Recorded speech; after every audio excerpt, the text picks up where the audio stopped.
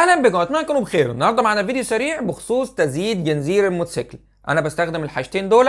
ده اسبراي برشه على الجنزير عشان ما يتاكلش، ودي فرشه بنضف بيها وبوزع الاسبراي. الاتنين مع بعض سعرهم 200 جنيه، ده حوالي 120، ودي حوالي 80 70 حسب المكان اللي هتشتري منه. يعني بالكتير الاتنين مع بعض سعرهم 200 جنيه.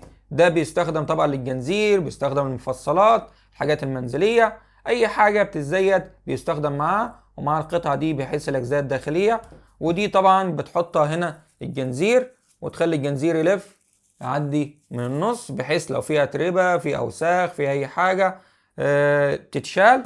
وده برضو مميز جدا، احسن من الراجع بتاع الزيت، بيوسخ الجنزير زيادة وبيتلفه مع التراب.